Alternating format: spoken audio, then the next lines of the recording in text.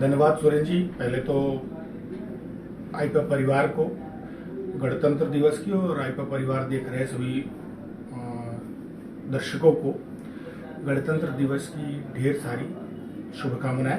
सच बात यह है कि इस देश की 65% आबादी युवा है और 65% युवा आबादी को आप शासकीय नौकरी नहीं दे सकते। शासकीय नौकरियों की एक सीमा है, किंतु युवाओं को रोजगार, सम्मानजनक जीवन जीने के लिए जो आजीविका कमाने के अवसर है, रोजगार कमाने के अवसर है, वह उपलब्ध कराए जा सकते हैं। मैं हूं सुरेंद्र सिंह कछवा और आप देख रहे हैं आईपा यानी all India progressive politics association. हम बात करते हैं जन सरोकार की, हम बात करते हैं प्रगतिशील राजनीति की और हम बात करते हैं जन समस्याओं को लेकर देश के विकास की। आज हमारे इसी मंच में हमारे साथ हैं भाजपा के मंत्री, जिला महामंत्री आलोक पांडे जी। इनसे जानते हैं किस तरह से यहाँ चित्रकूट में इस समय की राजनीति चल रही है और किस तरह से यहाँ पर जनता को अभी आवश्यकता, मूलभूत सुविधाओं की आवश्यकता है। पहले तो हमारे आईपा मंच में आपका बहुत बहुत स्वागत है। धन्यवाद सुरेंद्र जी। पहले तो आईपा परिवार को गणतंत्र दिवस की और आईपा परिवार देख रहे सभी दर्शकों को गणतंत्र दिवस की ढेर सारी शुभकामनाएं।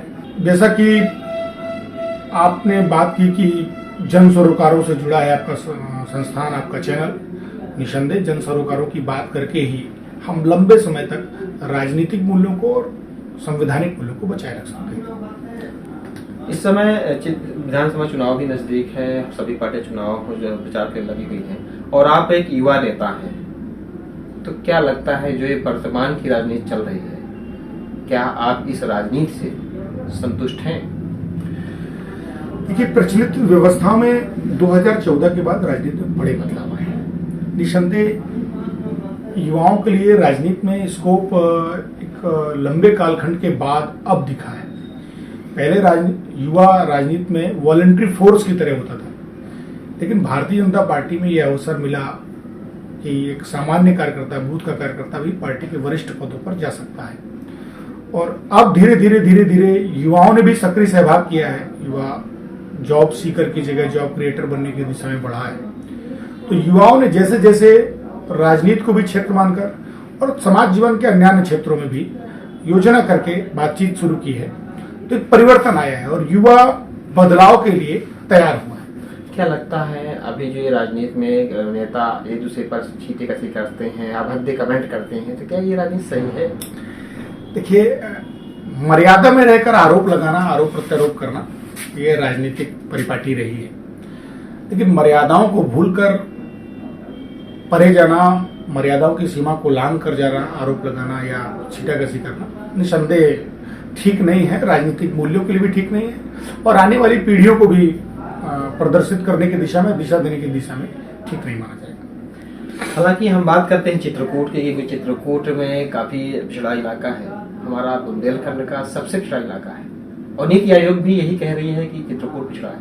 हालांकि भारतीय जनता पार्टी की सरकार वर्तमान में है, सरकार प्रयास कर रही है तो नहीं कर रही है तो आप लोग सब लोग जानते हैं, लेकिन जो रोजगार को लेकर चर्चा है, जो यहाँ की युवा जो पढ़ा लिखा भी है और कुछ अनपढ़, कम पढ़े लिखे हैं और रोजगार के लिए बाहर पलायन कर जाते हैं, 10 से 15 हजार रुपए नौकरी वहाँ करते हैं, अगर वही नौकरी यहाँ मिल जाती है तो उनको सोने सुहागा है, लेकिन सरकारें ऐसी व्यवस्था करती क्यों नहीं?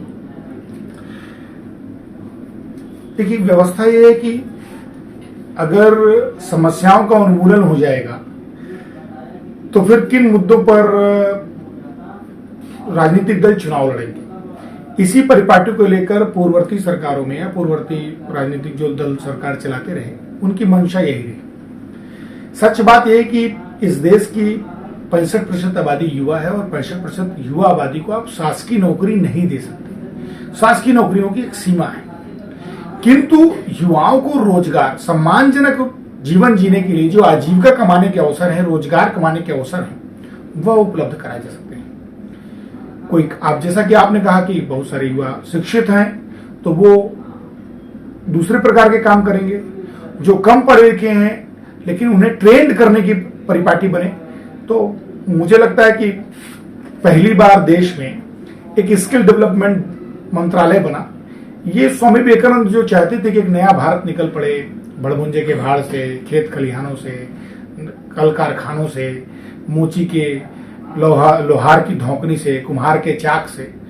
तो ये वो जो नया भारत, जो स्किल डेवलपमेंट की बात थी, जो स्वामी विवेकानंद ने उस समय पर कही थी, उसको अभी वर्तमान सरकार ने, केंद्र की सरकार ने स्किल डेवलपमेंट मंत्रालय बनाकर उस दिशा में प्रयास किया है। आपने कहा कि मुद्रा योजना है और तमाम योजनाओं को लेकर के बैंकों से लोन लेकर के, खैर ये चीज़ों में तमाम बैंक भी अर्जन करती हैं। आप भी जानते हैं कि बैंक साधारणतः बैंक लोन नहीं देती है। खैर छोड़िए, लेकिन सरकार को यहाँ पर उद्योग लगाने के लिए भी तो प्रेरित किया जा सकता है। सरकार लगा सकती है, फैक्ट्री भी आ सकती है, ऐसा क्यों अभी तक नहीं हुआ? तो जैसे जैसे सड़कों का संजाल बिछा है और अब कंपनियां आएंगी, सरकार ने जो प्रक्रिया शुरू की है, और सरकार भी और प्रयास करे, हम यह भी चाहते हैं और सरकार करेगी, ऐसी ही मंशा दिखती है। तो सरकार की मंशा दिखती है कि वो जॉब, रोजगार के अवसर सृजित करेगी और पूंजी के निवेश से ही रोजगार के अवसर सृजित होंगे। इसके लिए भी सरकार ने प्रयास किए हैं।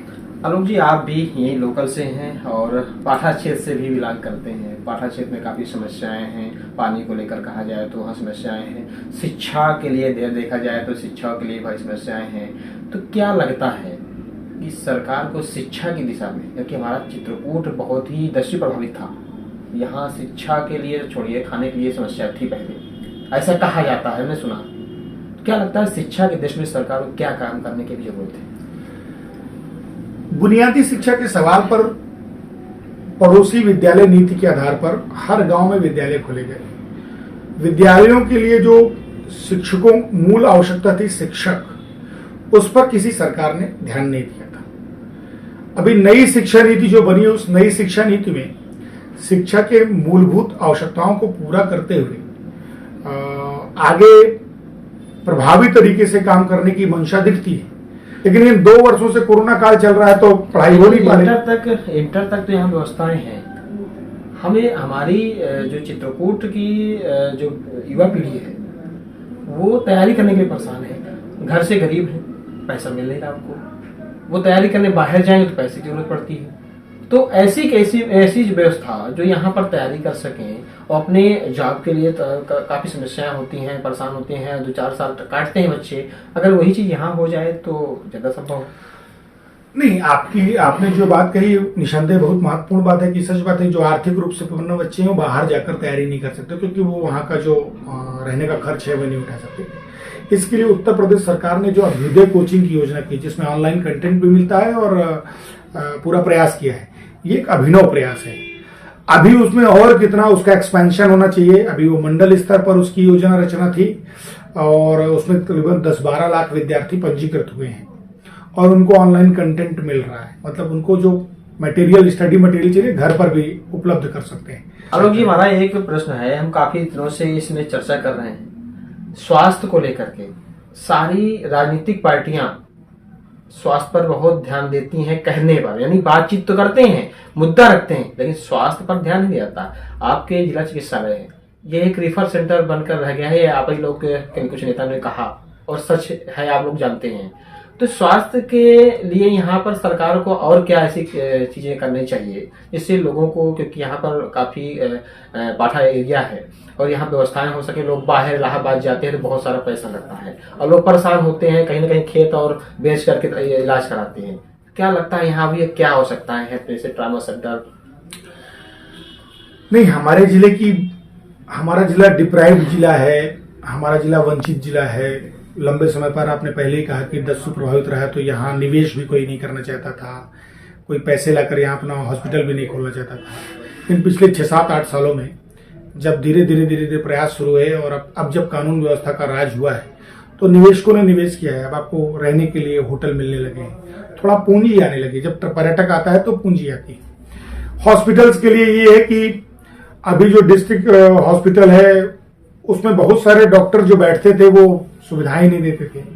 हमें याद है कि अप्रैल 2017 के पहले तक सर्जन की नियुक्ति तो थी, लेकिन सर्जरी से कभी कोई सर्जरी होती ही नहीं थी।